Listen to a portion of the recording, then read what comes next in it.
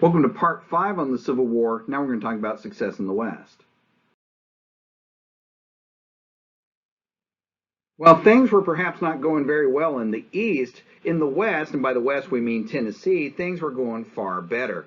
In the West, the Union actually had some pretty competent commanders. For example, a 40-year-old Army officer named Ulysses S. Grant will be stationed out there, and Grant will achieve notoriety by taking both Fort Henry and Fort Donelson on the Tennessee and Cumberland rivers in Tennessee. The idea was simply this. The strategy was to take the fortifications along the Tennessee and Cumberland River and work your way westward until you get to the Mississippi River.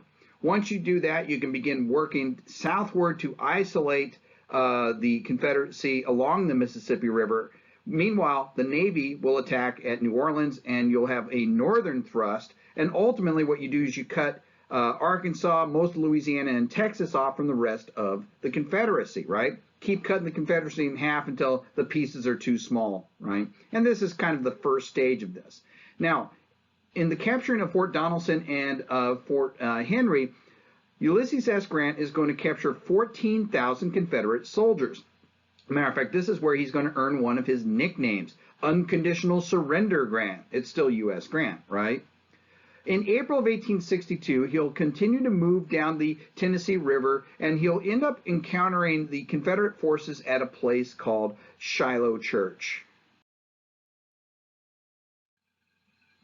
In the beginning of April, Grant had finally arrived along the Tennessee River to a place called Shiloh, right?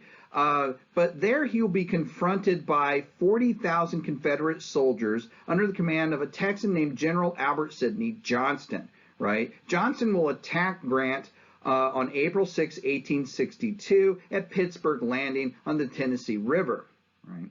On the first day, the Confederates had inflicted significant casualties on the Union forces, but Grant had still managed to hold his ground. And on that day, Johnston had done the Confederate Army a tremendous favor to help them in the battle. He got himself killed because he wasn't necessarily a very competent commander, and he was replaced by Pierre Gustave Toutant Beauregard, right?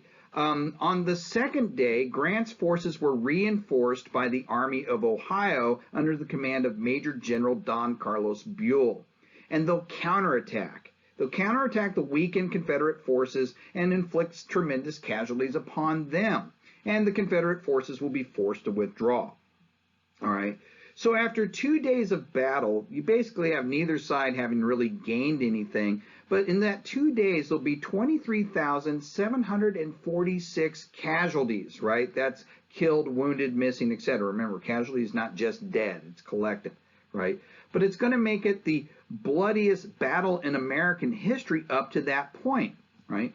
To put this all in perspective, the Battle of Bull Run, the very first battle of the war, had resulted in 4,800 casualties, in which everybody went, oh my God, that's a lot of casualties. But they haven't seen nothing yet. This 23,746 casualties at the 2-day Battle of Shiloh was more than the number of casualties in every previous American war combined, right? They're really starting to get a scope on just how deadly this war is going to be.